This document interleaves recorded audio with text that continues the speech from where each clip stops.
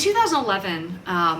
the Administrative Conference of the United States came up with a recommendation on incorporation by reference that addressed these issues of accessibility of private standards. And the solution that they urged, which was one that I had urged in my report to the Administrative Conference, was a collaborative solution that said to agencies, because the Administrative Conference only gives advice to agencies, it doesn't give advice to the private sector. It said to agencies, if you are going to be incorporating by reference some kind of material that is copyrighted, including a standard,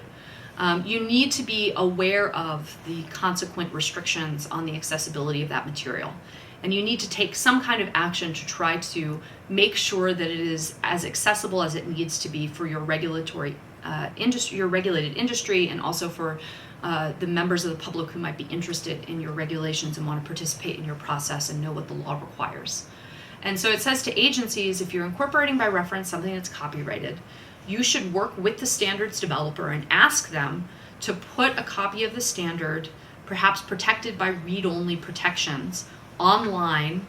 both during the rulemaking process and then also once you've finalized that regulation and have included the standard in your final regulations.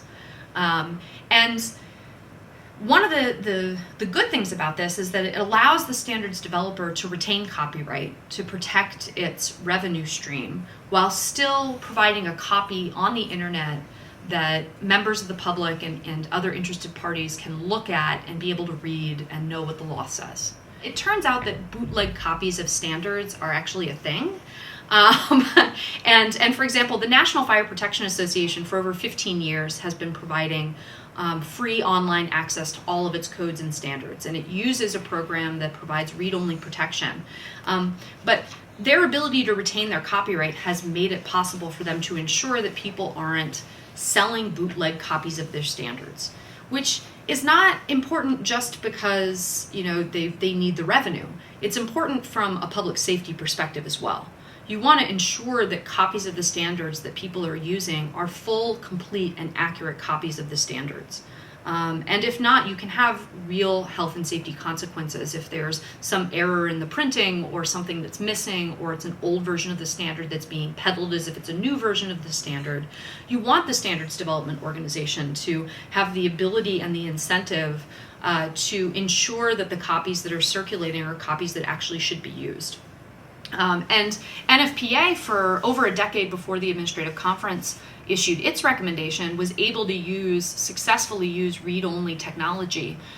to strike this balance between providing access to its standards and still retaining control over the publication and still protecting its revenue model and its independence as a standards development organization. And that was part of the inspiration to me in coming up with this recommendation that agencies should push standards developers to try to follow NFPA's lead and use read-only access as a way to improve the accessibility of the standards without undermining the standards development system or the revenue that's needed to create standards. And it's actually been much more successful than I would have thought, actually, and I thought it could succeed. Within the few years after the Administrative Conference issued its recommendation, ASTM International, which again is the largest standards developer in the U.S., created an online portal of all its incorporated by reference standards, where it uses read-only technology to provide access to the standards without undermining its revenue model. ANSI, the American National Standards Institute, created an online standards portal that allows smaller standards developers that don't have the funds to invest in the IT infrastructure that's necessary for that read-only technology to be able to provide that kind of access to their incorporated standards. And they launched that, I believe, in 2012 or 2013. And so in a case study of pipeline safety regulations that I did in, I believe it was 2012, I actually found that 66% of the standards incorporated by reference into federal pipeline regulations were already freely available online at the time that I did my study, and that was a year or two after the Administrative Conference issued its recommendation. So collaboration can work. It doesn't have that satisfying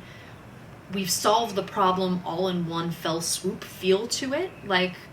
sort of bald free access requirement might. But it has the advantage of, despite its incremental nature, really being, I think, a successful path forward to preserving the ability of agencies to protect the public and fulfill their statutory missions to the full extent, to allow them to comply with federal standards policy, which again is embodied in statute. It's not merely a suggestion, it's a statutory requirement, to protect the copyright of standards developers, and at the end of the day, to preserve the ability of private organizations to continue to create the standards that for over a century have really allowed our economy to work and have protected health and safety even beyond the reach of federal regulatory regimes.